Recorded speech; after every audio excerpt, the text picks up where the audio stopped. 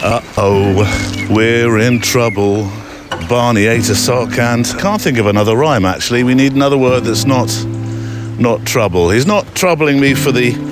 Usually by now it's, can I have a treat, can I have a treat, can I have a treat? No, not until we've done a bit of a walk. Come on, Barnes. But not today.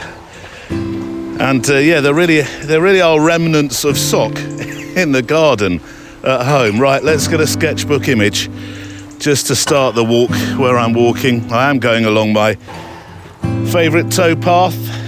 Oh, into the sun. Oh, that's not so good, although the clouds are quite nice. Let's have a go. Sketchbook picture, 850th shutter speed, f4.5. A sketchbook picture by the side of the canal to start the show. Go, Pops. People will say, well, if I get this camera, it will help me take better pictures and then they'll be good. And if I use these techniques, then that's the mark of a good photographer. Photographers use these techniques. And I know lots of quite snobby teacher photographers out there who say, if you don't know these techniques, you're not a good photographer. But I also know photographers who I think make incredible work just on full auto mode on their camera, just pointing and shooting very, very intuitively, very responsively to the world. And on the flip side of that, I also know photographers who have the best gear and know all the photography theories you can shake a stick at, and they just cannot take an image I care about. The foreword. One of the most disheartening things I hear in photography circles, especially online, is this idea that creativity must follow a set of rules, unless you're doing things the right way. And this really flows for whether it's photography, painting, writing, whatever. Unless you're doing things the right way, the understood way, your work either doesn't count or it's somehow not as strong as it could be. I am, was, very, very, very much resisting the temptation to use the phrase camera club rules because it seems too lazy. And that's not true of all judging panels, but I'll just say it so you don't have to, because I know some of you are thinking it. I'll level with you here. I am one of those photographers who carries a certain amount of guilt, with a small g, albeit quietly, about not knowing all the terminology, the tech, that stuff. It's never really been the fuel at all for my creative fire. And I suppose that's why I adore the work of photographers like Jane Bowen. Is it Jane Bowen? Jane Bowen? Oh, please don't look at me that way. I always get sorry, Jane. The late Jane Bowen, who was a fantastic photographer, and she would apparently turn up at all her photo shoots, including prime ministers, with just a bag of cameras, a shopping plastic bag of cameras, that as well. And I am actually surprised by how many friends of mine equally feel awkward admitting that they shoot in auto modes or something like that, like it's some kind of confession. I confess, I'm not doing it properly. But a bit like Sean Tucker, my guest today, and the voice that you just heard, I've met photographers who know the craft back to front, but can't remember the last time they took a photograph that really meant something to them. It's a strange contradiction, this art form. Yes, I do think of photography as an art form. It's so often about feeling, it's about instinct, about connecting with a moment. But it's become, at times, well, I think a guarded gate. And behind it, there does seem to be a culture that can sometimes prize or award knowledge over voice.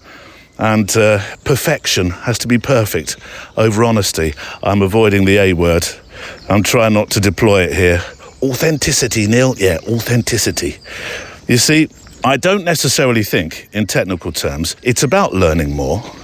I think it's about tuning into what you're already seeing, swapping out the pressure to follow any kind of school curriculum, making the picture that feels right for you at the moment, rather than worrying whether the exposure triangle would approve, being willing to make clumsy frames, even forgettable ones, and still finding value and joy in the process of just pressing the button.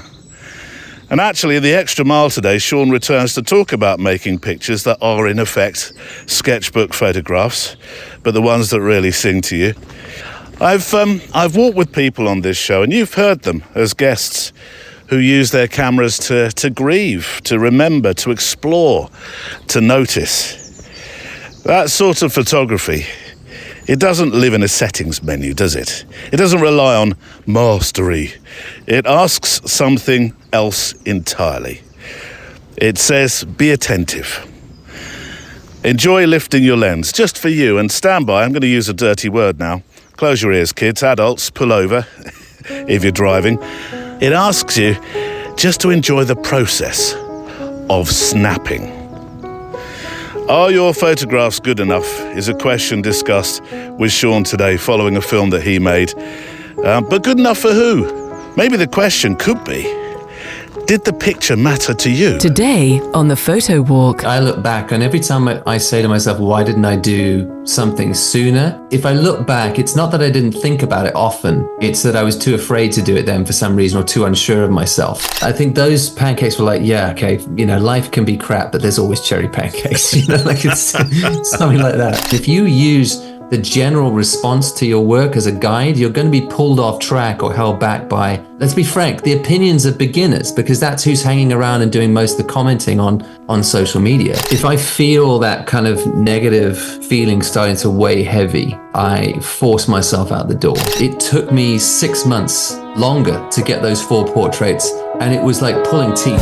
That's Sean Tucker, my guest on the Photo Walk show today. Alongside him, I'll be sharing your letters, your stories, your thoughts you've sent in about life and your adventures with a camera, as we walk together, of course. It's a show shaped by you as much as my wonderful guests, which is what makes this time together each week feel so special. I'll peek into that mailbag in a moment just to see what's coming up. But before that, I want to personally thank those who are Patreon members of our community, our extra milers, as you're now known, because your belief in this show, your desire to keep us walking together week after week, is the why and the how of this podcast. Every week there's an extra show available to you through Patreon, which features a second part now of my conversation with guests, chats with those in the community, and coming soon, reflections, my own take on making pictures and a life behind the lens. Thank you also to our sponsor, arthelper.ai, which helps you to sell your photos online by making the posts, the mock-ups and those marketing emails for you, the clever stuff. And if you've ever thought, hang on, I'd like to sell my work, but haven't a clue where to start, arthelper.ai does the tricky bits for you, and you can get 30 days free with code PHOTOWALK when you go to arthelper.ai.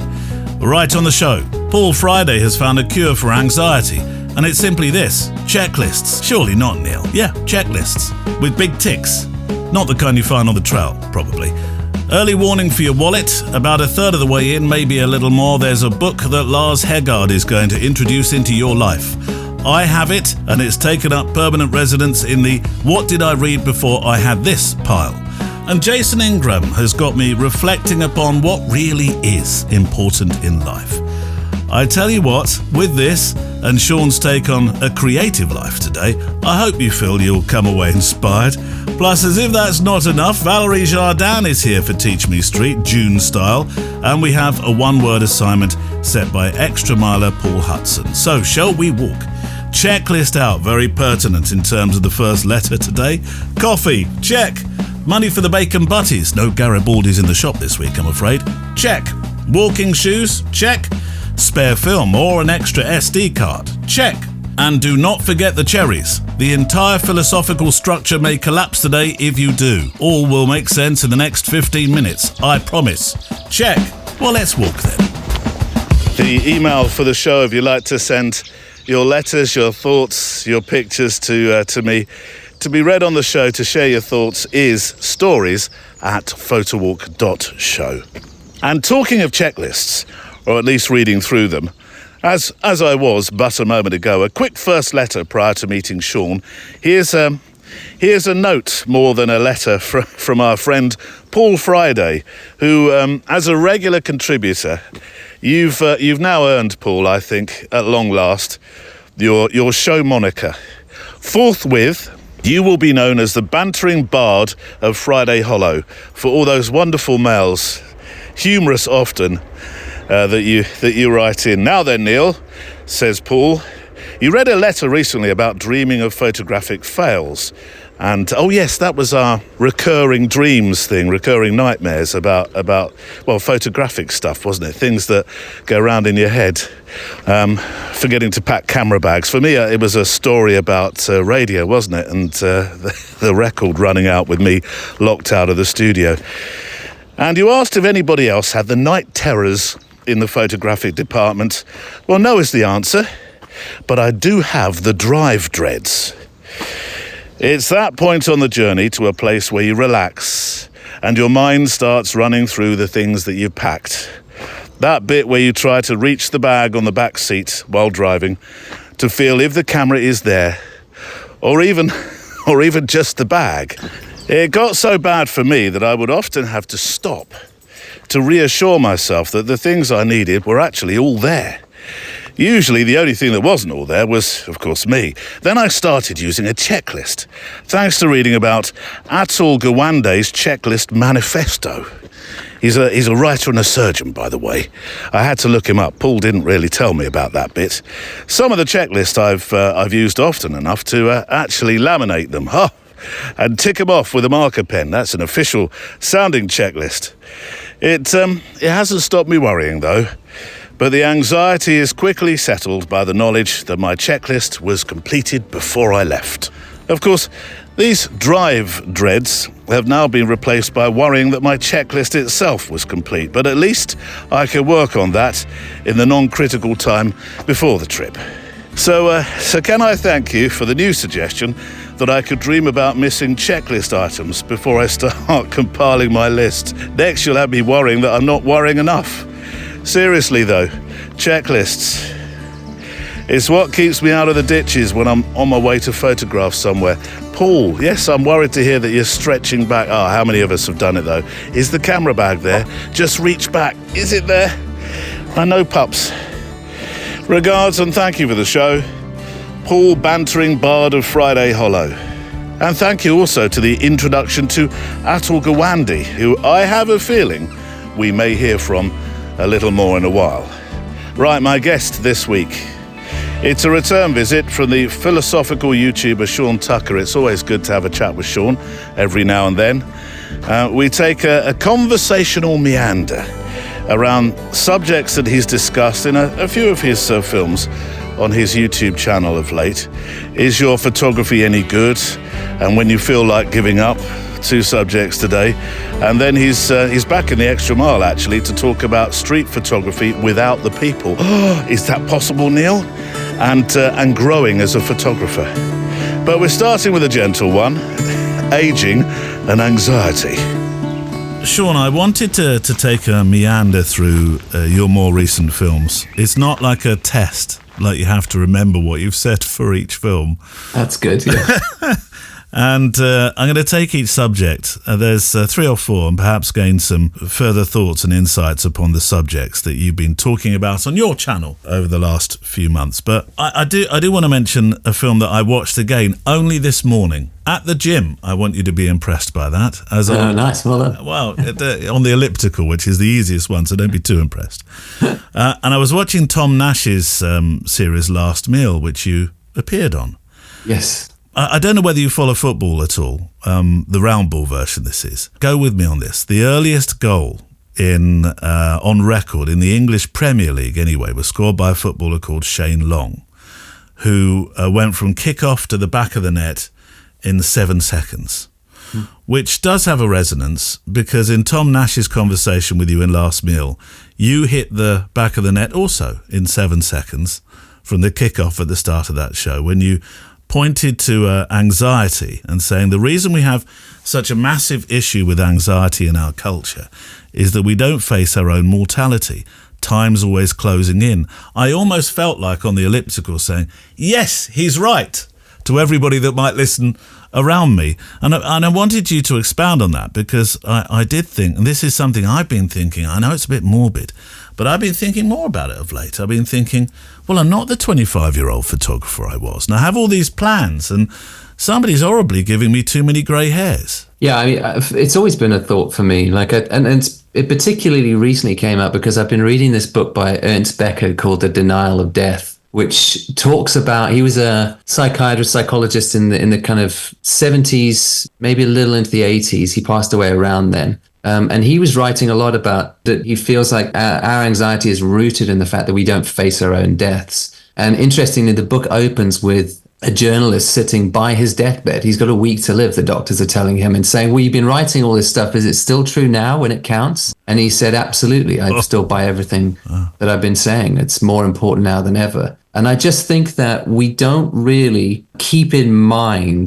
that this is finite. You know, we live our lives as if we've got endless time and we can achieve endless amounts of things in the time we've got. And the example I gave to Tom Nash was the fact that, in the UK 300 years ago, you had to go to church by law on a Sunday. Yeah, it was, you'd be fined if you weren't. And to get to the church, you had to walk through a path through the gravestones of probably your family members and certainly the members of your community. So you were constantly faced with this very visceral picture of this ends, everything ends, right? And now graveyards are we don't really visit them anymore. We don't go to church that much, and most graveyards are overgrown, and we've forgotten that it ends. And I know that sounds silly, because you ask anybody and say, well, do you know you're going to die? Everyone's going to say yes, but how much do you think about that? And I think because we shove it down into our subconscious and we put it away, like that actually happens, it's still in there and it still nags at us like something's wrong. This doesn't end well, you know. That like if we bring that out into our conscious and make friends with it, we can more easily say to ourselves what we can accomplish with a life, how much we can actually get done, how much it's reasonable to expect of ourselves, how we pace ourselves better and enjoy the journey towards the final end, rather than I have to achieve, and we're not getting enough done. And but the end is looming, even though we're not looking it in the face. Like, I think if we make friends with the fact that this ends, and we say to ourselves, it's okay that that this ends in death, that we've got a finite amount of time, and especially a finite amount of time that we can be super productive, you know, where we're old enough that we know enough, but also that we're not so old that we don't have the same kind of energy. We can't expect so much of ourselves. We have to be realistic with it and kind to ourselves. I just think we got on this strange death-denying Western treadmill of we have to kill ourselves to produce endless amounts of brilliant work, or we're useless human beings. It's so poisonous. You know, there's a more gracious way I think we can approach our lives, and it comes down to, it's okay that this is finite. I'm going to do the best with it I can and be kind to myself while I do it. If there was one facet of mental health you think creatives suffer most from, you might say then that anxiety tops that list. Do you think it probably does? Yeah, because I think anxiety has a lot of flavors to it. Like, I don't think I'm an especially anxious person. I think I'm fairly even-keeled, but I can still feel when that anxiety surfaces for me. And then I have to work out what it's telling me. You know, is it my perfectionism's getting out of control and I'm trying to set myself a bar that's too high and then beating myself up for not facing it? Or am I filled with self-doubt because I don't think I've got any talent because I haven't produced anything I'm really proud of recently? Or am I starting to make it a competition between me and other people who do what I do and I feel like I don't measure up there? Or do I fear failure and the fact that I might be criticized? Or do I fear success because I don't have as much control over it as I think I should? Like, these are all flavors of anxiety. Each of those are their own individual fear, though, and they're all rooted in different things. But I think, yeah, anxiety in terms of mental health and creativity, I reckon is the kind of big one. It's the overarching umbrella that we all have to face at some point, and we all feel it differently. Some people, it can be panic attacks. It can be really kind of overcalibrated, and that might mean you need medication. And for others of us, it's just like a kind of, we can almost check out. We go into a sort of catatonic state where we've been staring at the wall for half an hour. We don't know why we've been doing that, but it's just an overwhelming sensation that our brain just has to click off for a bit because it's too much. We all feel it differently. But yeah, I think anxiety's the big one. My anxiety is rooted these days in, I wish I'd have done that earlier. And I wonder if that's something, as you age, you think, I wish I'd have done that earlier. And for fear, and I mean this with a capital F, for fear of this sounding like an advert and the fact that I'm now running travel trips. Travel for me is one of those things of, why did I not do this earlier? Why didn't I do this 10 years ago? I could have been to here and there, and my life experience of that, and what have I been? I've been sat in Newbury. That actually, and that's why I want to be very careful, because I don't want it to sound like an advert, but that is an anxiety within me, that I feel like what have I done? That's a double-edged sword for me, because I look back, and every time I say to myself, why didn't I do something sooner? If I look back, it's not that I didn't think about it often. It's that I was too afraid to do it then for some reason, or too unsure of myself. And I almost have to do two things in that moment. I have to, on the one hand, be a bit kind to myself and say, it's okay. We all have fears, and don't do things when we could have done them because we were unsure or we had a fear of stepping out. But the other side is just acknowledge, because that feeling isn't helpful. It's just like self-flagellation at that point. That like, well, I'm terrible because I didn't do it earlier, or I'm a coward because I didn't do it earlier. It doesn't service that. So we have to also go, well, okay, that's not a helpful route to take. Let me just acknowledge that I was afraid then and I didn't do it. But now I really think I should, and I'm still afraid. So now I'm going to push myself to do it so that I don't have this regret next year, because these regrets aren't helpful. Let me try and do the thing that I was afraid to do last year. Let's do it this year and commit to myself. And if I don't, again, there's no point in beating myself up. I can only do what I can do. But I can at least start to get honest with myself about the fears that keep me from doing those things, and make the most of it from this point on. I think that's the best we can manage. I'm going to lighten it just a little bit in conversational terms. The format, Tom Nash's idea of, well, a last meal is not necessarily a light subject, is it? What would be your last meal? This will be an utter spoiler, but it's still worth watching the film, which I will link to on the show page. Perhaps you could explain the format, and then, but don't tell me what you had as your last meal. I do want to introduce that, because I have a thought about it. But yeah, so he basically, Tom's idea was that we would choose the meal we would like to have as our last meal, and then he would make that meal for each of us as guests, and then we'd basically sit and talk about life and philosophy and the end of things together in a conversation. That's the kind of premise. I was a bit surprised, though, by your choice. I thought, if you were choosing that last meal, although there was a delight as well, because you brought back a very, very happy set of memories. Oh, cool. Because whenever we used to travel on holiday down to the Cornish coast or wherever, we'd always stop at the Little Chef. Mm-hmm. I was about to say the Happy Eater, but it wasn't. It was the Little Chef. Mm-hmm. And they had on their menu the thing that you chose. And I thought, of all the meals you could choose, and this is the spoiler, I'm sorry, but it does sit there right at the start of the film, so it's not too much of a spoiler. Why did you choose cherry on pancakes? And he actually did a bit of research, and he found that they're called Pancakes Jubilee, and I remember that now. Yeah.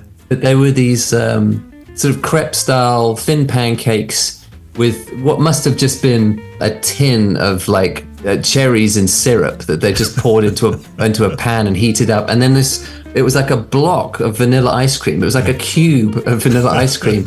So you put the hot cherries in the pancake, and then this cube, and then you fold the pancake over itself. And it's such a happy childhood memory. I was obsessed with it. I've always had a thing for anything cherry flavored for some reason. I actually recently found out my dad has the same. My biological dad has the same. So it's obviously a genetic thing. Yeah. But I love those pancakes, and they always remind me of, I suppose, of quite an unhappy time in my life as well, because my dad had left, and I felt very unsure in this new family that was forming with my stepdad and my half sister, and I think those pancakes were like, life can be crap, but there's always cherry pancakes, like it's something like that. So that was why I chose that. I thought like just for the pure nostalgia of it for me. Oh, I know you don't do a lot of merch. Do you do any merch? I don't. You don't do any merch. If you do merch, it should be life can be crap, but there's always cherry pancakes. I love it. It's quite a long bumper sticker, but we'll go from one side of the car to the other, but it's what. Yeah, it'd be a T-shirt with a picture of Pancakes Jubilee on it.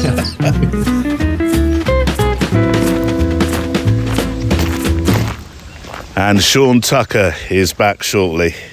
All right, should we do another sketchbook? I like this part of the canal. There's some overhanging branches, leaves almost dipping into the canal, usually on the other side. I think I might have got a picture of this last week or the week before. There's sometimes cows just dipping their faces into the river, having a drink. 1/2/5, 4.5, 200 ISO. And there we go. You can probably hear the wind is getting up a bit now as well. 4 seasons almost in one day. Where's the snow? Bring it on. Right, to the mailbag, Robin. This is not so much a book review for those who collect photo books, but certainly a spotlight shone on one. As we celebrated our 5-year anniversary, you and I. Yes, we did. The podcast is really that old. I didn't like to make a lot of fuss, but boy, Lars Hegaard the Dane, he decided to.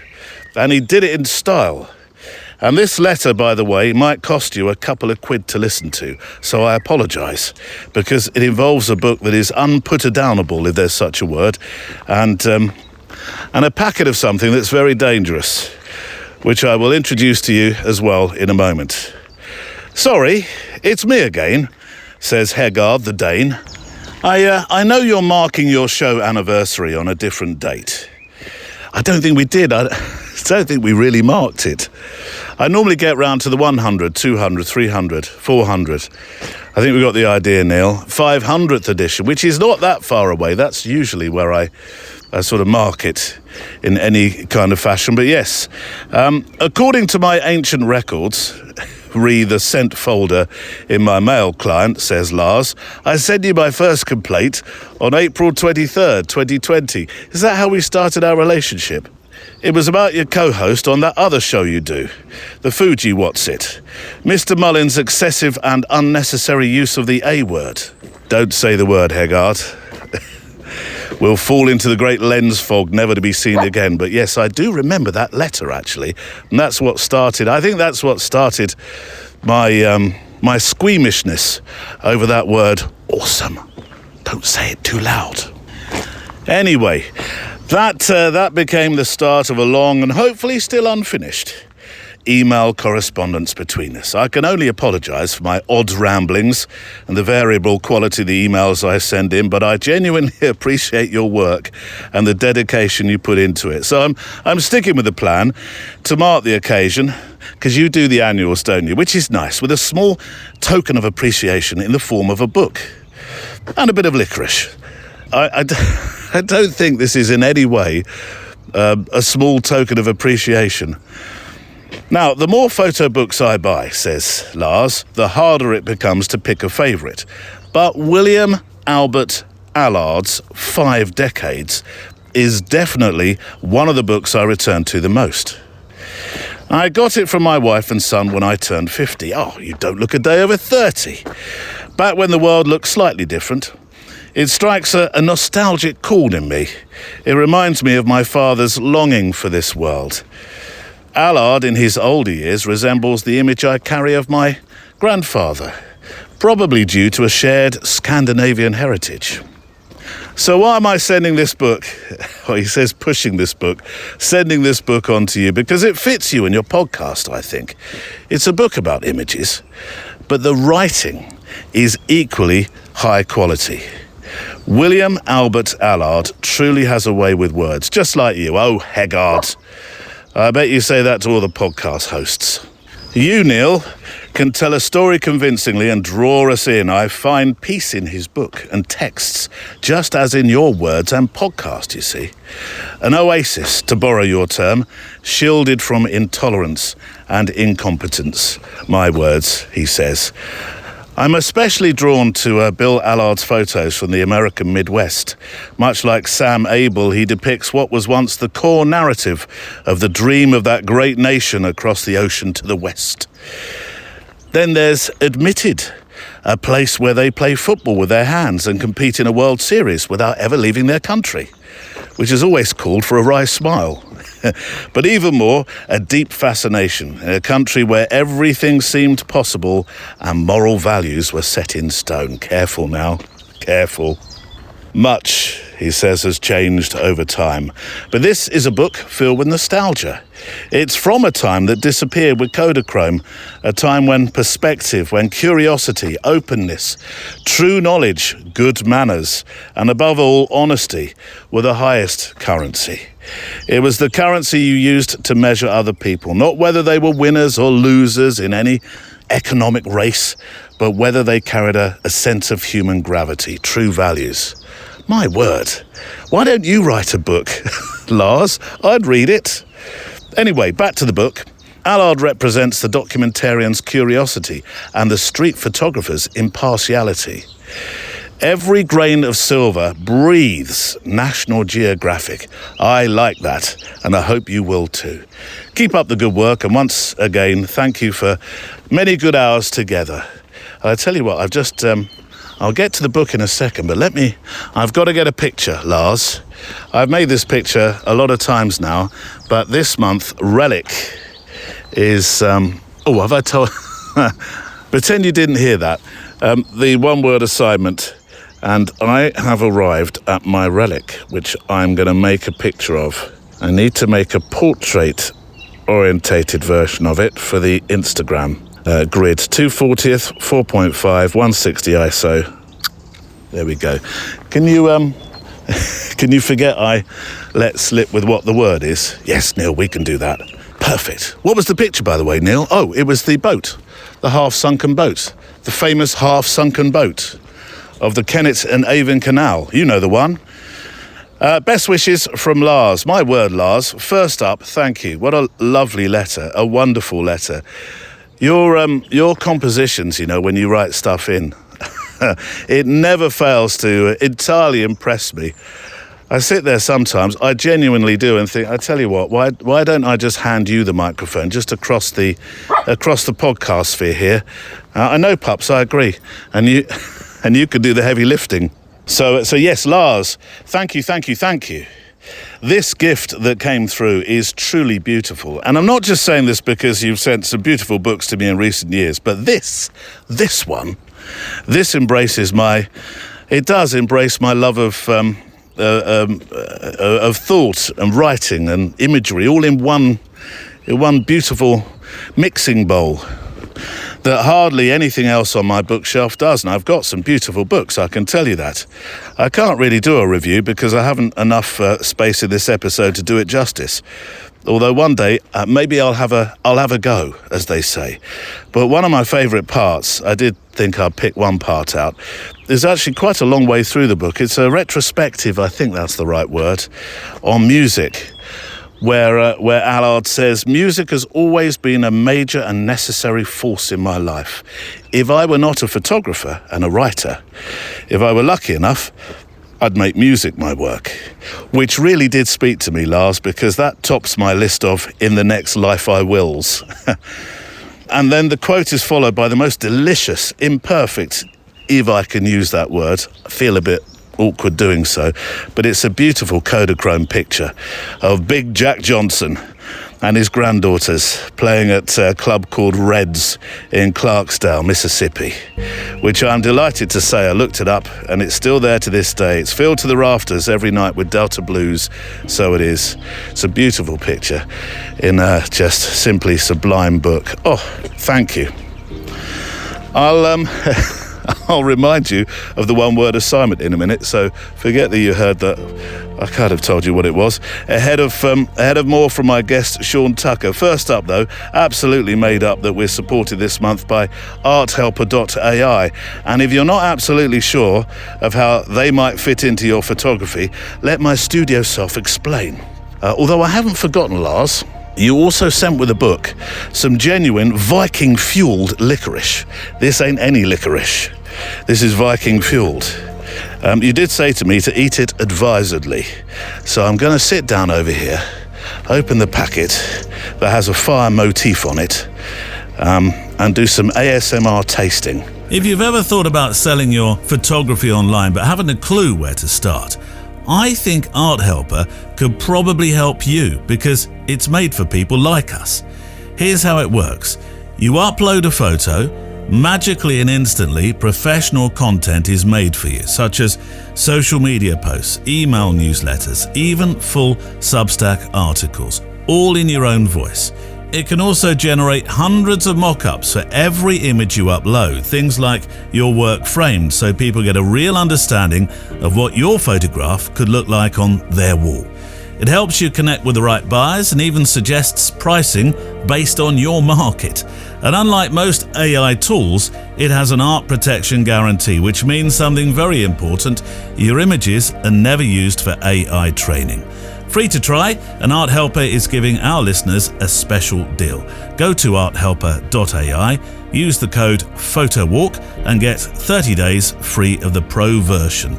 I'll make sure to put a link on the show page, but also now there's a video that my friend Brandon at Art Helper made to help us understand and be able to see how the thing works. So if you go to the show page, you'll see Brandon explaining and showing exactly how this could work for you and I. So great way to start selling your art or growing the business you already have. And thank you arthelper.ai for your belief in this show. I am sat on my I call it my bench of reflection. I'll get a picture. This is not exactly a walking photograph because I'm sat down on my bench of reflection by bridge number 44 on the Kennet and Avon. Stay there, pups. Stay there. There's cows in the field next door, and I'm being very careful because they're calving. So it's a swing bridge, so the boats can get through and continue their passage along the waterway. So it's not a lock, it's a swing bridge. Let me get a picture for you. Sketchbook, 350th, f4.5, ISO 160. Bridge number 44, the swing bridge. Right, Lars. Let me, while I'm on my bench of reflection, let me get out the super fiery, fueled by Vikings licorice. Here we go, pups. Look at these. It's going to be impossible for me to open this. Well, I've got one hand on a microphone. And hold on, I'll put the microphone down. And there we go. So, let's try these ones out. I can't even pronounce the name of them, Lars. Right, oh, they're not like the licorice I usually have, which is soft. This is, it's tough. And so, blimey, Lars. Crikey. That's super salty. Ooh, blow your head off. Crikey, this is not like my usual Bassets. I'll tell you what, this is a good time to hear all about this month's one-word assignment. Don't talk with your mouth full, Neil. Here's your challenge for this month, and I'll tell you at the end how you can take part. The Photo Walk assignment. Paul, an assignment, a challenge for this month. What is the one word going to be? The word is relic. How old is a relic? Can a relic be 5, it can 10, be any 15? age, because according to the Oxford Dictionary, a relic is an object surviving from an earlier time, especially one of historical interest, or a thing or object that is now outmoded. These things are all around us. They're spread in every village, every town in the countryside. So go out and try and look, use one's eyes to see through all the modern paraphernalia and clutter and find a true relic and photograph it in an interesting way. There must be relics everywhere. Yeah. They sometimes take some seeking out. They're buried in undergrowth, they're hidden away behind buildings, but there's so many around, and many with a fantastic history. And what is an extra interest, if you Google these things or go to the library and check them out, there's a whole history written about them that's been submerged and buried and people don't know about. So that's an extra dimension to the enjoyment from doing something like that. Wonderful. So the word again is relic. Send your pictures to stories@photowalk.show. 2,500 pixels, if possible, wide, that is. Not on the long side, wide. Or full res is fine, and I'll do the heavy lifting. A few thoughts about the image that you've made may help tell a story as well. It doesn't have to be a complete essay. Although it's always lovely when you really do get going with some words about your pictures. Oh, that's fabulous. No watermarks or borders though, please. But do include links to your socials or your website so I can share more of your work. If you can, put the whole URL. That really does help when uploading all these pictures. And, some of the pictures will also appear on our Instagram, always with a tag back to you, of course, just to help our community understand what we do and grow. So, back to our friend Sean for the subject that I talked about right at the head of the show. The film, is your photography any good? Oh, boy, is this a question I think we've all asked ourselves as creatives. It's a film inspired by the emails you get where photographers ask you to look at their work, which I think is a very difficult mail to answer, actually. I don't get anything like the amount of mails you must get, I am sure. But when that subject surfaces, I go into a tailspin of gentle panic. If you can, I don't know if that's not too much of a contradiction in terms, because it's a question I've asked myself from time to time. So who am I to answer that question? And I wonder how do you deal with that? Well, I mean, in the video, the reason it came up as a video is just because of those emails. So many people want you to, either on Instagram or on email, they'll say, please come along and look at my website or my account and tell me if my images are any good. I can copy paste at this point. There's so many that come through with the same sort of wording.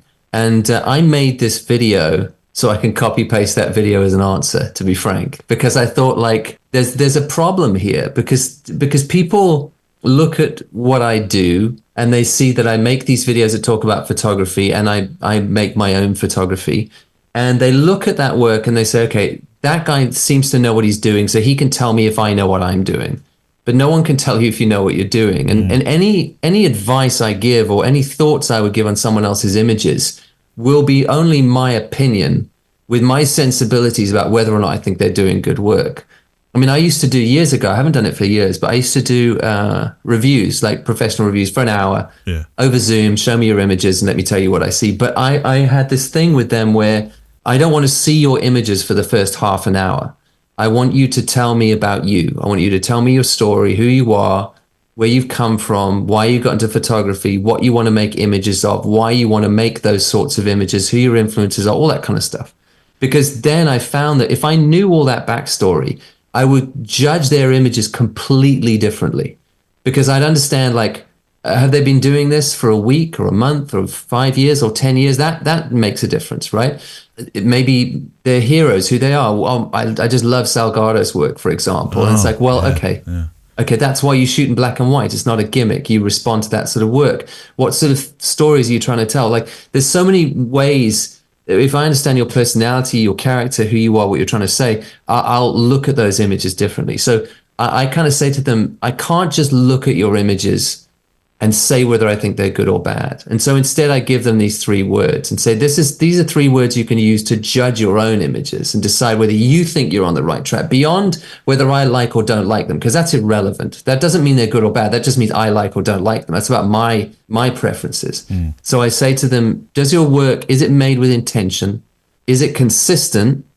And is there some originality to it? Those are the 3 things I give them. Is the pursuit of this word good in art or photography, do you think it's a bit of a trap, actually, that we build for ourselves? Yeah, I think so, because what is good? I mean, what's good to somebody else is not good to another person. I think what people usually mean when they say, is my work good? I think they mean popular. Will this work be popular? Will most people like this, right? I think that's what they mean. Will it get general acceptance or broad acceptance? They're looking for the crowd out there to say you're doing good work. But I don't think that's what good should mean, right? Because I think some artists through history who've made work that we now hold up as masterful work, not just good, it wasn't popular in their time. People didn't really get it or didn't care about it, right? So what do we mean when we say good? If you mean popular, get a puppy and take pictures of a puppy, because people will love that. That's very popular work. Maybe it's technical. Maybe good means technical. Maybe it's that's the camera club. Sorry to pick on camera clubs, but maybe that's the camera club interpretation of it. I mean, you could have an image that's wonderfully emotional, and you're drawn into the emotion. Oh, look at that! But no, it's not really shot in a third, though, is it? And the lighting on the hair, and you start to lose your way with what's. Yeah, I mean, I talk about this in the videos in that video as well, and say, people will say, well, if I get this camera, it will help me take better pictures and then they'll be good. And if I use these techniques, then that's the mark of a good photographer. Photographers who use these techniques. And I know lots of quite snobby teacher photographers out there who say, if you don't know these techniques, you're not a good photographer. But I also know photographers who I think make incredible work just on full auto mode on their camera, just pointing and shooting very, very intuitively, very responsively to the world. And on the flip side of that, I also know photographers who have the best gear and know all the photography theories you could shake a stick at, and they just cannot take an image I care about, because it's not very compelling work. I don't think how technical and how much technical knowledge you have means it's good or bad work. I think it's another quality to it, which is why I give those three words instead, that intention, consistency, and some sense of originality, although of course truly original work is incredibly rare. You mentioned Salgado, and I think I was buoyed. I'm hoping I'm getting the right photographer now. The late seems weird to say that, doesn't it? The late great Salgado, but the fact that he made so much work and continued to use quite an old Canon DSLR, I was quite buoyed by, because I thought, you don't have to have the latest, greatest. He felt comfortable. It's like the old slippers approach, isn't it, really? The cameras we've got now are all better than the greats had. We don't have any excuses. The camera is not the problem, right? And that most of the techniques we talk about, especially around digital, they're new techniques. The greats didn't need them to make great images. So what do we mean when we say good? It can't be, and I know the camera club thing in particular is a problem, right? Because when you send an image into your local camera club to get judged, it's judged by a group of people who are slaves to the rules, right? There's often not a lot of space for creativity that's outside the box. Is it sharp this way? Is it the correct focal length with the correct aperture, with the correct shutter speed, with the correct ISO choice? That's what good is to them. And what the subject of the image is less important. Is it technically taken well? And you can really, I think, go down a track of making very technically brilliant, boring images. And that to me, again, this is a preference. That's not good work for me. I want something with a lot more depth and meaning to it. So I think that's why you need to redefine what good is for yourself. Can photography still be good if it moves the photographer but leaves others cold? And I wrote that question down, and fortunately something has popped up that really supports this question. I went to the National Portrait Gallery at the weekend with a friend, and we came out with entirely different experiences. In some respects, what they saw didn't cut the mustard. And I thought, well, there's so much in there. How could it not cut the mustard? And whilst I did understand it, because not everything is for everyone, I know, I couldn't help feeling that some of the stuff they didn't enjoy rather destroyed the overall experience of the stuff on the wall that was really rather good. Even if you didn't like most of it and only liked 10 of the 500 you saw. So can it still be good if it moves the photographer but leaves other people entirely cold? Yeah, because that's art, isn't it? It's subjective. It should move some people and not others. I almost feel like if everyone likes something you made, maybe it's not good enough. Like I do that with my own work. And this is a good way to prove it to yourself. Like, you'll know when you share an image online that you really love and you think like, this is forward for me, this is real growth, this image. It usually happens for me that nobody cares about it. It doesn't get likes or comments, and everyone's like, I don't get what you're doing. They kind of leave it. But if I post a diagonal shadow on a wall, everyone goes nuts. Oh my gosh, look at that thing you do. And I know for me, that's a lazy trick I can pull out on any sunny day that like the general pool of beginners who use social media online will go nuts over. Like, that's not good though. Like, I'm not developing if I stay there. And so you've got to separate out people's responses to your work from what you truly know is you getting better as a photographer. They're not the same things. And if you use the general response to your work as a guide, you're going to be pulled off track or held back by, let's be frank, the opinions of beginners, because that's who's hanging around and doing most of the commenting on social media.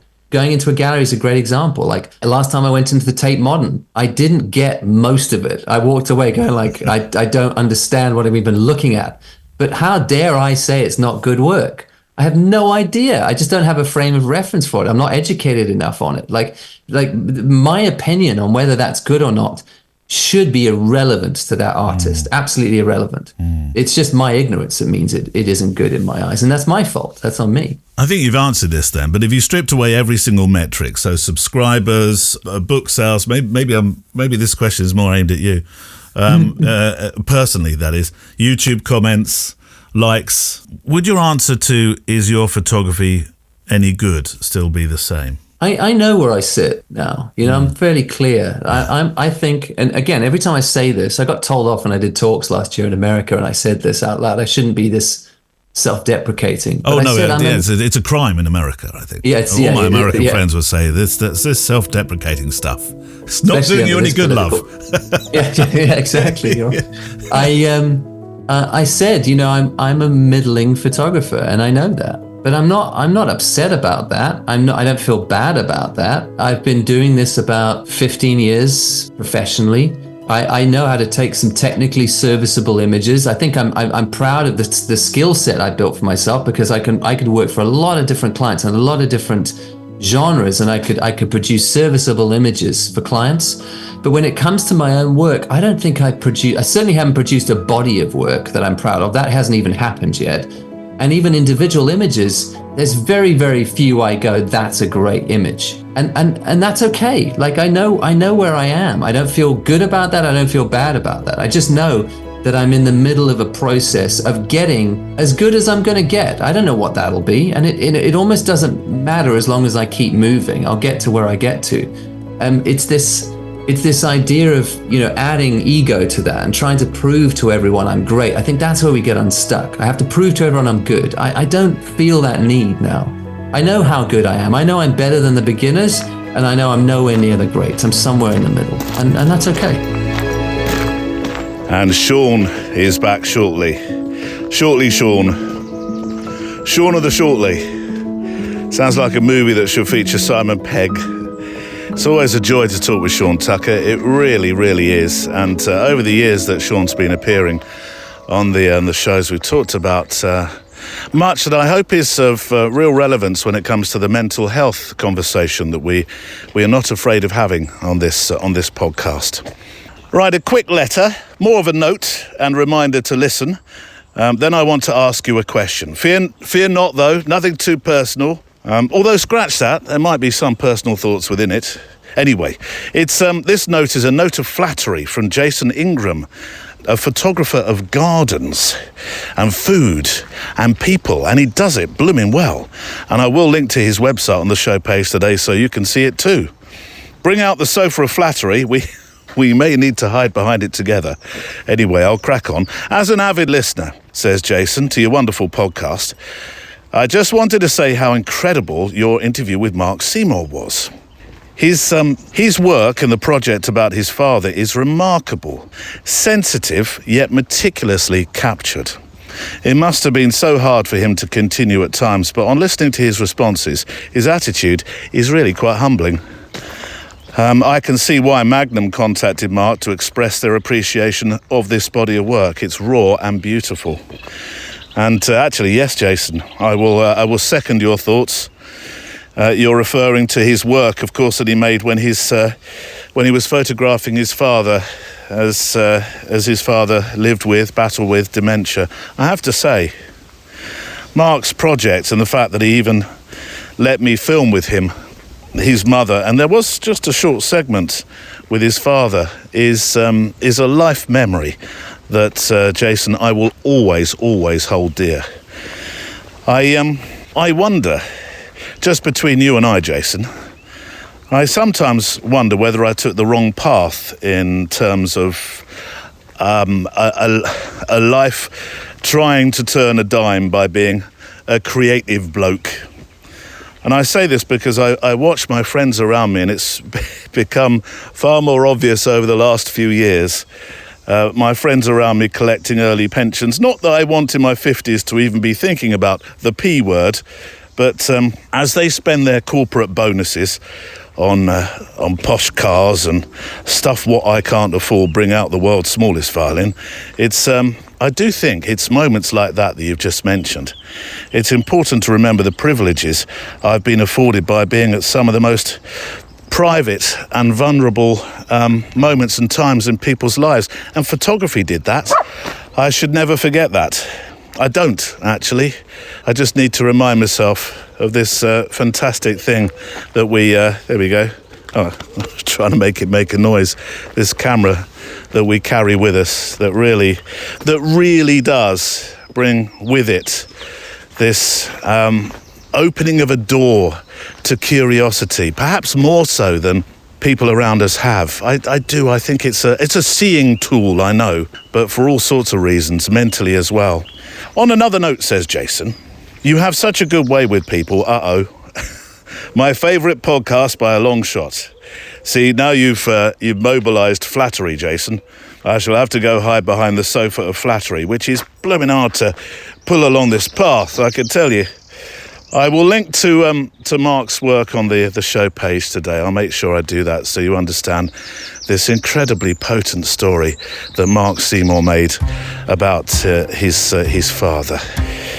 Valerie in a moment, Valérie Jardin with this month's Teach Me Street. But before that, and lightening the tone just a bit, I have a question for you. Would you like to come to Scotland with me? Oh, I think I'd quite like that, Neil. Sounds a bit strange talking to myself, but if the idea of slow photography, wide open spaces, and time to reconnect with your creativity sounds like something you've been craving, let me tell you about the Journey Beyond's Scottish Retreat for 2025 with the Photo Walk podcast. A place has become available on the first week. It's the last place out of the 2 weeks we're running this. This is not a workshop with packed schedules and technical checklists. It's a creative retreat based in a comfortable Highland bunkhouse where the days are about walking gently, making pictures slowly, and sharing stories around the table each evening. Photography, of course, is central, though here it's about the why, not the how. Photography is a way of sharing our wonder for the world, pictorially and emotionally.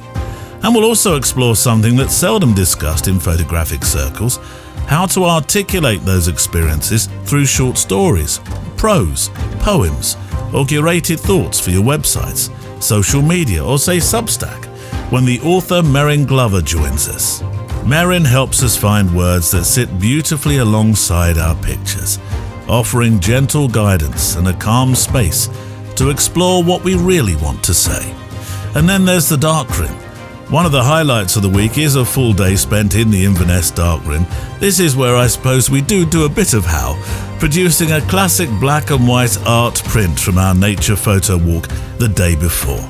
Whether you've done this before or not, by the afternoon, you'll have watched your work come to life under the magical red glow of the safe light.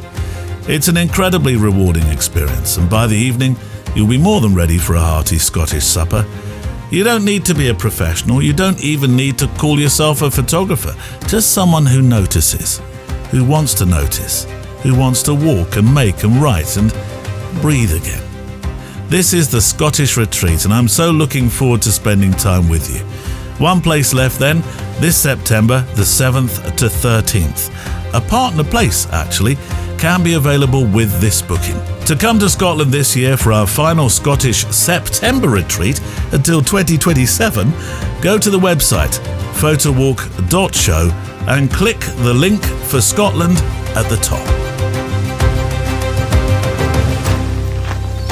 As the nice man there said, the links are on the website. Come on, pups, this way.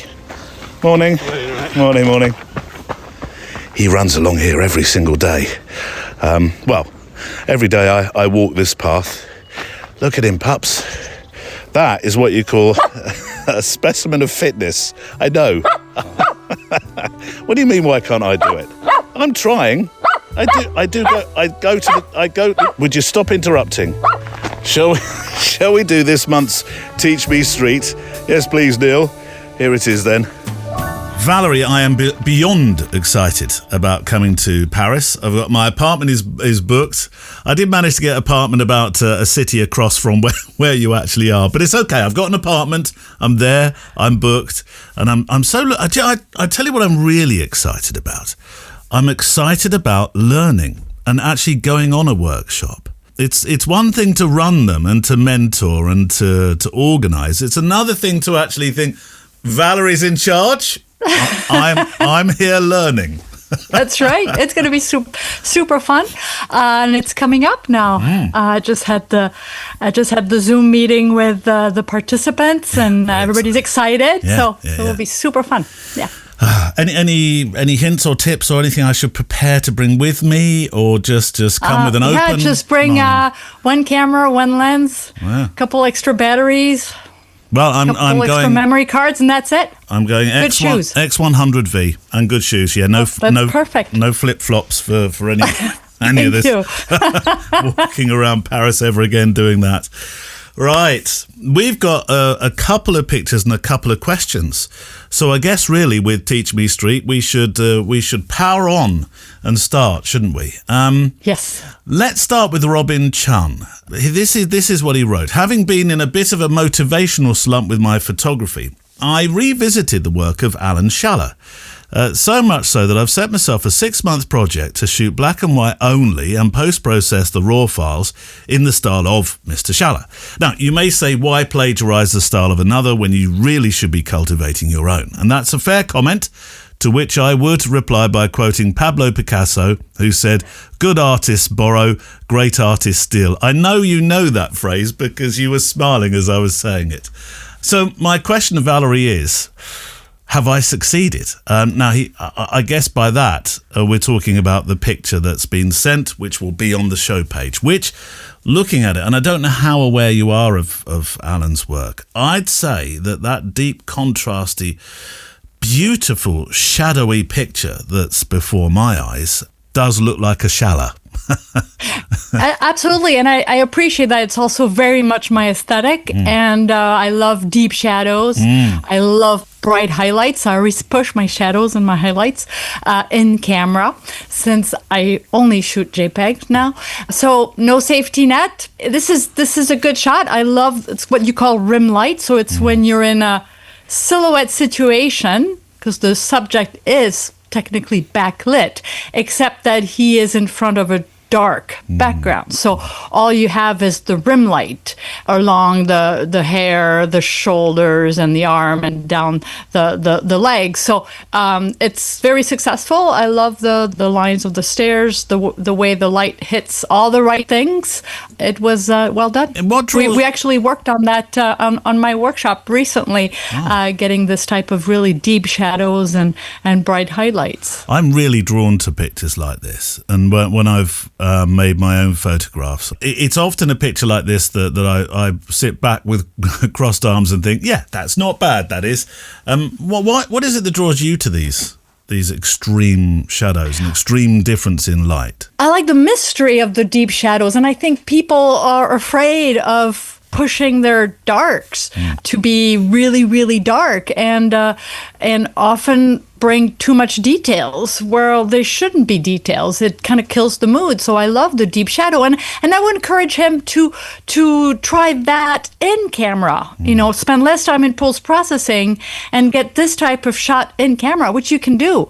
Again, I shoot Acros yellow filter, and I push my highlights and my shadows in camera. So and then I play with exposure compensation to get this type of shot in camera. I think it's more satisfying when you can get close to this in the field than spending time in post-processing to achieve that. So I would encourage him to actually try to get that result right there on in the street while you're there, or close to it, and then you can tweak it in post-processing. It's subjective, I know. I have my own feelings about this, but should you ever worry that anything falls totally off to black and has no information at all? I'll nail my my feelings to the mast here and say, I don't care. I sure don't care. No, I mean, like there is nothing left in the highlights there either. But why do we care? There is nothing there. It's just light. So that's what you get when you push that. You'll lose some information, but that's the effect you want when it comes down to it. Next, we're going across the world, a little bit across the world, to Delhi, to a street kitchen. Now, I've recently been to Delhi, so this is a scene that feels reasonably familiar to me. Let me read some words from what came with it. It's Cameron Coley-Smith. My Teach Me Street image, taken last year in Delhi, not entirely in focus, he says, but I hope it captures the energy, the chaos, and the community of this street. I'd be intrigued to know what Valérie thinks. So it's a little chaotic for me because I have a very minimalist eye. So whenever you have body parts like a hand sticking out, it's like I have to catch my breath. And no, as far as layering, yes, there's definitely it's definitely a layered image. I like the framing between the two person. It really gives a sense of crowd and busyness. I would have probably cropped that in a little bit so we don't have so much of the guy on the left, but that's my minimalist style talking. And I love the steam coming out. As far as, yes, it's the subject is slightly out of focus if you look at it very closely. One thing they may want to check is eye detection or face detection for this type of shot. When there is a lot of movement, the camera will spot the face, even the back of a face, the back of a head even, but the face right away. So the focus will lock and it will meter on the face. So something to use. I've been using that in busy places like markets and things like that. How do you separate out to make it less chaotic? I mean, there's not much you can do in this particular scene. And again, it will be on the show page. I suppose, apart from pushing closer, as you were saying, but when you walk into a marketplace, you think, well, it's very chaotic in front of me. How am I going to make any sense of this? Well, you have to either completely embrace the chaos and just, it's going to show in the pictures and hopefully the viewer will feel that chaos. That's the goal, right? So for the viewer to feel what is happening. For me, I will get close and try to isolate subjects or details because I don't have that chaotic style. It all depends on the type of photographer you are and the type of style that you enjoy shooting. When it comes down to it, you will shoot what you enjoy looking at. It's such a personal thing. So I like to get closer, isolate details. That's how I started my hands series, was in busy places because I don't like crowds. I don't like shooting in crowds. So then it was really easy to get really close to people's hands and follow them. As soon as I found interesting hands, then I would lock on there. And that's why it's good to get out of your comfort zone. When I'm in Mexico City, I'm not in Paris. And the type of photograph I will make will be of a completely different, will have a completely different feel. And that's getting out of my comfort zone, which is where the creativity will start. So it's all good no matter what.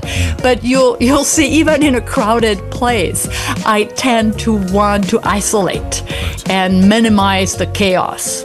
But here, there is no doubt as to who the subject is. I mean, he's making eye contact. So yes, it's the type of photograph that works in a series of that place. If you would like Valérie to review a picture that you've made on the street, or if you have any questions about street photography, perhaps, I don't know, ethics behind it, permissions is something that often comes up, actually, when you're making pictures of people on the street in candid fashion anyway. Anything technical, emotional, whatever the question, send it to stories@photowalk.show. Stories@photowalk.show. Thoroughly looking forward to being a student in Paris. A student, Neil? Yes, a student in Paris next month under the direction of Valérie. I'm looking forward to doing that and making a show while we're there as well. Me with a mouthful of croissant I know it's a bit cliche, I do apologise. So that great nation of France, there's so much more to you than just croissants and le tour d'Eiffel. I think that's the way you pronounce it, but it's going to be such a lot of fun. I'll make a show out there with you so you experience this thing together with me. And this is probably a good time to mention, actually, that the Extra Mile is changing a bit. We'll still be talking to those who are extra milers, but I'm now introducing more of my weekly guest on the Extra Mile. So both Valérie and Sean return in this week's Extra Mile edition. Although, hold on to your hats, Sean is back right now for the next film I want to talk about with him that he made on his channel. This next film of yours, I will, by the way, link to all of these on the show page. But when you feel like giving up, there's a subject that must sing from the screen when you read those words. When you feel like giving up. It's a few months old now, this film. And I can see that by the snow as well at the start. Does it? Are you missing the Mediterranean warmth of the London winters? Because I can't. When I was watching your film, thinking, well, you don't get snow like that. Why do we get snow like that anymore? I love it. Yeah. Do you think the urge to give up is part of a creative rhythm? Because like the tides, it ebbs and it flows, and that's all part of rhythm, isn't it? Or is it something you try to resist at all costs? I hadn't thought about it like that, but I like the way you put it. Like, I think there is a rhythm to it. There's it's like a season that will come around. And interestingly, when I made that video, it was kind of because it was that, cold, snowy, middle of winter, short days, long, dark nights. It was the beginning of January, I think. So again, like, the year hasn't really kicked off yet, and November, December always ends up being quiet, especially December. So there's not a lot of work being done. And you're thinking, like, can I get this going again this year? Am I going to be able to put some fire back in the furnace and kick things up again, or do I just walk away? I think it often comes around in January for me. Do I want to do it all again for another year? And I think there can be a rhythm to it. I don't think there's anything wrong with it. I think we need to quickly kick out this idea that there should be any shame attached to this feeling of wanting to give up every now and again, because that makes it 10 times worse. Now we start beating ourselves up for that feeling even existing, and that's not fair. I think it's okay to question whether you want to keep going and whether there's enough in it for you. That's part of it, I think. One of the letters I think I receive most of on this show features the word mojo, losing mojo. How do I get my mojo back? Will I ever get it back? Has it hidden itself in the back garden? Has it gone on holiday for 2 years? It's a very difficult thing when people lose mojo, isn't it? Yeah, it's tough because it makes you question everything about yourself and what you're doing. We start saying things like, if I'm truly talented at something, why am I at this stage? Why am I thinking I might not have any more to give? Truly talented people don't hit this, but of course everyone does. And the minute you admit that to yourself and realize that, even the people you really respect, who you think are brilliant at what they do, they hit this point regularly. They're just not telling you. I only recently learned Ansel Adams was very close to that stage because he thought, well, I'm just doing the same old thing. It's rinse and repeat. Everybody does. I mean, I'm sure you could tell stories with podcasting and photography and everything else. I can tell stories with YouTube and photography and writing and everything. Sometimes I've literally even thought the desire to give up has been so strong that I've been like, I just want to go and get a day job. The thing I fled, 7 years ago, going, I get to do this, I get to leave it. I would even be willing to go back and work for a boss who yells at me and stuff just for this is too much. That's okay though. It's okay to start there and just admit, I just had that feeling today, and to think about it, because maybe there does come a day you give up. That's not the worst thing in the world, and you move on to something new. That's also okay. It's not a crime. But there's some things you have to do first before you do that. So in the video, I kind of suggest that the first thing you've got to do is to look back and look at the things you've done so far. Because when we're in that moment of saying, I might want to give up, we're usually doing it because it's a feeling we have. We're tired, we're burnt out, or we feel like our work's getting repetitive, or we don't have enough new ideas coming up. Before you obsess about that and that feeling, look back and look what you've actually accomplished and how far you've come. What have you done? What's the work you've made? So at the beginning of the year, I went back and I looked at my website, because it's kind of like my online portfolio. Yeah, and I looked through all the images. Yeah. I looked at the videos that I've been making. I went back through YouTube and looked at how far my styles developed and how many videos I make and how much I've said. I looked back at some emails people had sent to me, and I thought, hang on a minute, I have to inject all this stuff back into this negative feeling I'm thinking at the moment, because this is all facts too, and it has to balance out. And the minute you start to celebrate what you've actually accomplished, it puts that feeling you have to give up in perspective a little bit and balances things out. So you've got to do that first, at least, before you make any decisions, because that's important. And usually I find when you do that, that feeling tones down hugely and you realize, no, I can keep going because this does matter to me, and it does matter to a few other people as well. So that's important. Do you suffer from internal monologue? Yeah. Definitely. Is there a way you pull yourself out of that? Is is it inspiration? Is it travel? Is it other people, or is it something quieter? Is it like my reading chair that Barney took over as his own? I don't know. For me, it's going for walks. It's a big one. Yeah. It's if I feel that kind of negative feeling starting to weigh heavy, I force myself out the door. And I on days where it's that bad, I actually don't take a camera in me, because I want to. Sometimes I feel I know that some people will say, and I agree with them to a point, that taking your camera helps you process the world and process your own feelings. I agree to a point, but I also think that sometimes when I'm going out with a camera, I can be distracting myself with something that I enjoy and not facing the negative feeling. Because I'm busy, I'm doing something creative, I'm busy. Sometimes I need to be harder on myself, and I need to say, I'm going to walk and I'm going to think that feeling through, and I'm going to feel all of it. If it makes me feel bad, I'm going to feel bad. And if it makes me want to give up, I'm going to look that fear in the face and go, why do I want to give up? What's it really about? I don't want to distract myself. I really want to face it. I wrote one of the recent Parable magazines I put out was about moving to the countryside. And at the end of the magazine, I tell this story about this particular gate that I visit on these walks. There's a long hill I have to walk up to get to this gate in this farmer's field. And if I feel like something's wearing on me, I'll at the bottom of the hill, I'll try find a stone, and I'll pick up a stone and I'll walk with it in my hand, and I'll just sort of play with it in my hand.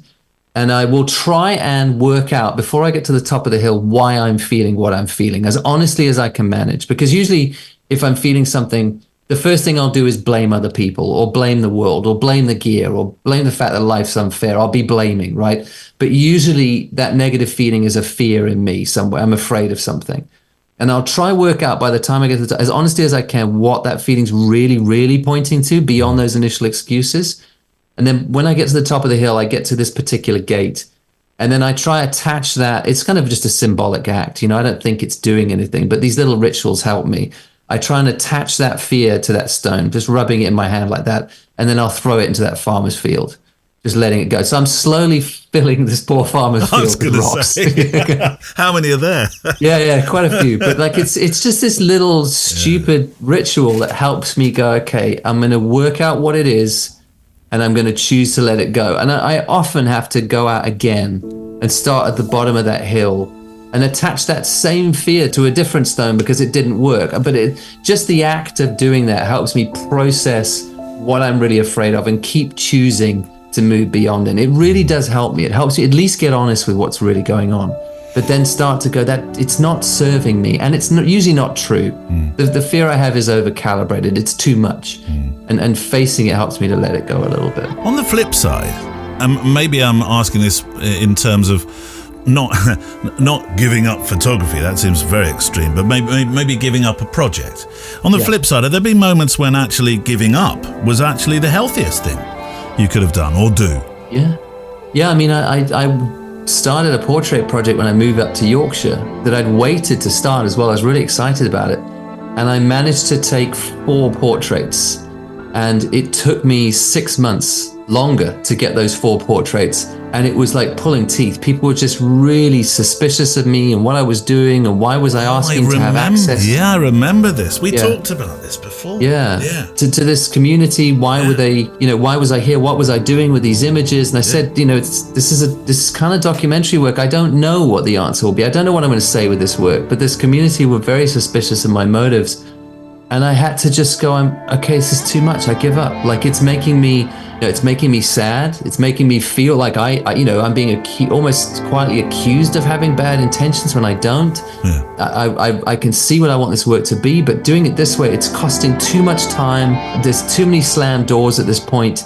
You could argue you just need to push through it. And you know what? I really respect people who do that. But I had to be honest and say that I do a lot of different things right now. And that particular thing is taking so much time and energy from me. And I'm getting nowhere right now that I need to shelve it.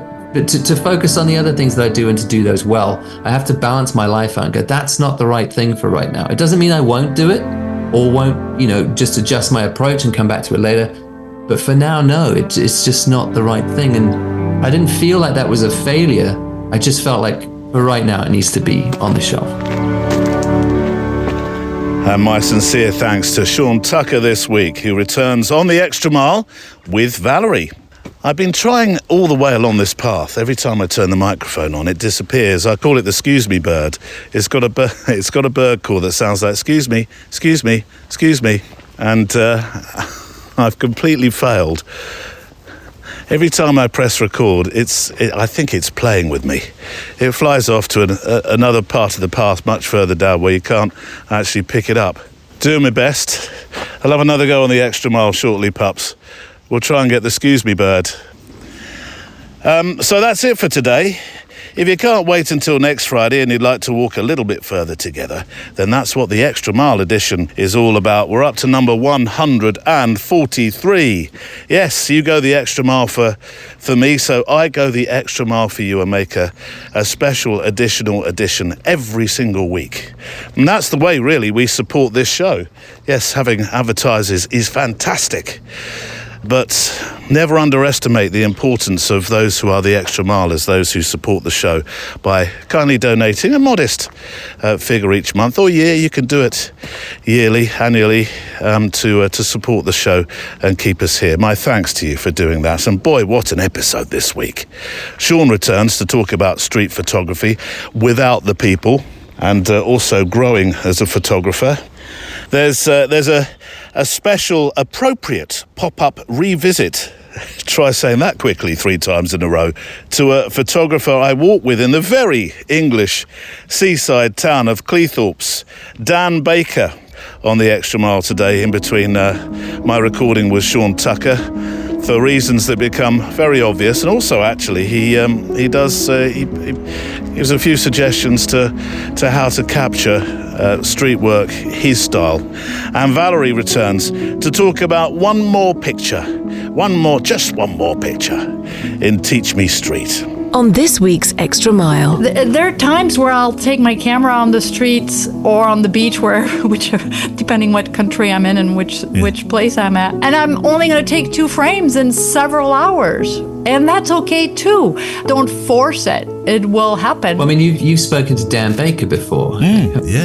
I mean, he's got a lovely series on that just 100-meter stretch of beachfront in Cleethorpes. Yes. One of the things he finds a lot of is discarded ice creams, that have fallen on the ground. Yeah. Which I think is a lovely little theme. We've all dropped an ice cream, but there's like an artistry to the way they fall sometimes and the splat and the shapes. But it also brings back, some kid, they've had to rush him off to get another ice cream now because that's usually what that means. Or was it friends who just joked about it and teased a friend because you just dropped your ice cream? There's so many stories you can add to that in your head that I think are really cool. People are interesting, and I love that. And if I've got people in a frame or in a scene, that's going to lead to something interesting.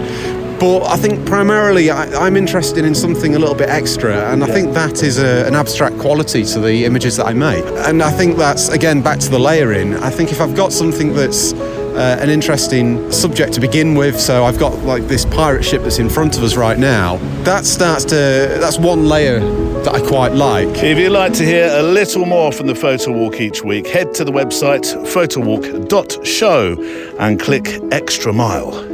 Or the orange support show button, top right-hand corner, takes you to a page, explains all about it, read all about it, and then you can join us on the Extra Mile from there. The PS, where have you gone, pups? It's gone into the reads. What have you got? I knew you'd find something. He's managed to find himself half a box. Right, I'll battle with that. PS to the show is still to come, but first we need a play-out song. A record to make a few final frames to or think about what's been said today. Did you say record, Grandad? Yes, I did. I shall never tire of analogue words. So, this one. This is truly eccentric. We would not expect less, Neil, I know, but trust me on this. This is... I say some weeks, I've got something very different for you, and this one really is this week, but I love it. I think it fits my chats with Sean in particular today beautifully. Let me read some lyrics from this song by... How would I describe this song? I don't know. I think you're just going to have to listen to it. Let me read some lyrics anyway that's within the song, because this says to me everything about photography. And, there's voice work within this song that sends shudders through me as well. If you don't feel that, by the way, I'm not sharing my bag of Danish fiery licorice with you ever. Anyway, the words. Yes, the words. Come on, Neil. In a place filled with light, where the flowers bloom so bright, every shape, pure delight, we're dancing day to night. Let us fly on wings of sheer delight to lands where dreams ignite, where every heart finds its own sight in this wondrous world of light. Wings of Imagination, Ian Post. In a world full of dreams, where the moonlight softly beams, there's a place where wonders gleam, and nothing as it seems. Mountains high, valleys low, where the gentle breezes blow. Friends we meet, and the seas we sow. Together we will blow. Let us fly to the wings of imagination, to lands of joy and fascination, where every heart finds its own creation in this magical world we share. La la la, la la la, la la la, la la la la. Go and dream, live the tale. We're dreaming, can't you see?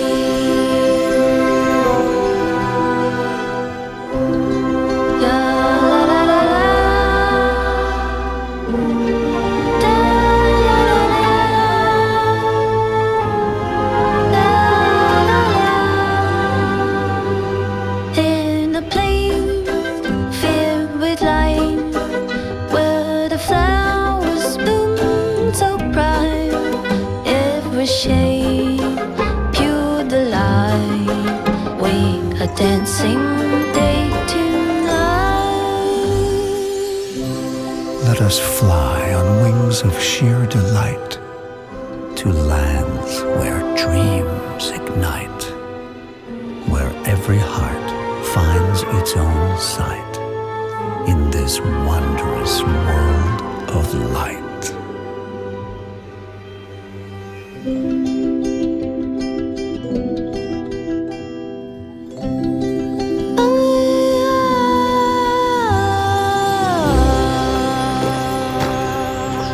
Wings of Imagination by Ian Post.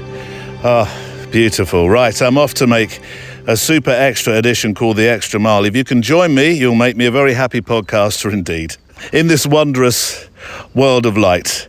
You'll hear that song again, I'm sure, sooner than you think, for some other reasons, what I noted down. Let's make a final sketchbook picture. The cuckoo. At least the cuckoo turned up to the party.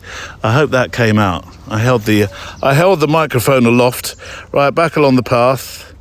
1/60th, 4.5. It's a nice warm morning. 160 ISO, and there we go, a sketchbook picture, just to show where we were walking today. A few closing thoughts before the PS. My sincere thanks to you if you are or you're about to become an extra miler. We'll keep building this community together with your support. A few mentions for those who smooth the voyage as well. My thanks to Andrea Gilpin, who keeps a watchful eye over Instagram, as does Kelly Mitchell for Facebook. I think I've just been bitten. Nurse the screens. Oh, that was pleasant. I'm trying to do the thank yous. Don't be doing that, please, nature. And thank you to Michael Mixon, who helps with show research. And then Neil Ford. Neil, what would we do without your help in the IT department? You'd fall apart, Neil. I can hear you saying it. And you're absolutely right. And he can help you too with your IT. If you want to drop me a message, I'll put you two in touch. Right, a postscript for the show. Today, in a work of cyclical never-endings, I bring you a quote from Atul Gawande, mentioned to me by Paul Friday right at the start of the show, the bantering bard of Friday Hollow. So, yeah, Atul Gawande is a surgeon and a writer. And you might well say, in terms of inspiration for creativity, Neil, what's he got to share?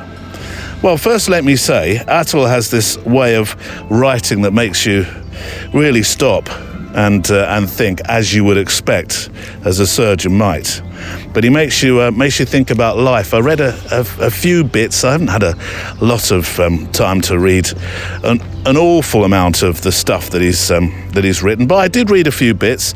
And yes, his look at life, at people, the quiet, messy stuff that we usually rush by. I think that was his words, not mine. I think it plays very much into what we do as photographers. And for those of us who make pictures or tell stories for a living or just free-spirited enjoyment, that's a bit of a nudge, isn't it, really? A reminder that noticing, really, really noticing, isn't just part of the job, it is the job. Tying this back to the start of the show, but I do need a PS from him, and it's this. As you can hear, a barge just going past us. I'll try and get a picture, actually. Life is meaningful because it's a story. And a story has a whole sense of purpose, and its arc is determined by the moments when something happens. Morning. What's there to hold in the light of this moon? My mind keeps searching, but my heart decides. Thoughts can be cruel, they're not mine to hold. The space unravels when you let. The Photo Walk is a Loading Zone production.